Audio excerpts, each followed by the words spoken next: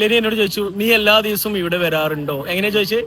U come here every day. Yes, you come here every day എന്നാണ്. എനിക്ക് കേട്ടപ്പോ മനസ്സിലായി. എവറി ഡേ എന്ന് പറഞ്ഞാൽ എല്ലാ ദിവസവും. അപ്പൊ കേട്ടപ്പോ മനസ്സിലായെങ്കിലും ലെനി അതിൽ ചെറിയൊരു മിസ്റ്റേക്ക് ഉണ്ട്. അത് പറയേണ്ടത് എങ്ങനെ അറിയോ? ഡു വെച്ചിട്ട് പറയാം. ഓക്കെ, നമ്മൾ സ്ഥിരമായിട്ട് സംഭവിക്കുന്ന കാര്യങ്ങൾ ഡു വെച്ചിട്ട്. Do you come here every day എങ്ങനെ പറയാം? Do you yes, do you come here every day. Do വെച്ചിട്ട് നീ എല്ലാ ദിവസവും ഇവിടെ വരാറുണ്ടോ? അങ്ങനെയാണെങ്കിൽ നീ എല്ലാ ദിവസവും അവനെ വിളിക്കാറുണ്ടോ എന്നാണെങ്കിലോ?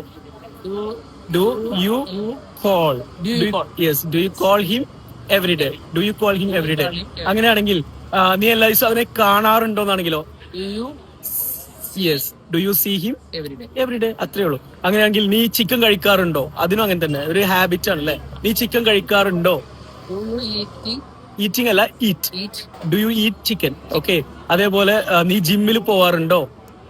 Do you go to the gym? കണ്ടോ? അപ്പൊ നമ്മുടെ ശീലങ്ങളെ കുറിച്ചൊക്കെ പറയുമ്പോൾ ജസ്റ്റ് ഡു ചേർക്കുക. മനസ്സിലായോ? ഇനി അവൻ വരുമ്പോ ഡസ് ഉപയോഗിക്കുക. അത് ഞാൻ അടുത്ത വീഡിയോയിൽ പറയാം.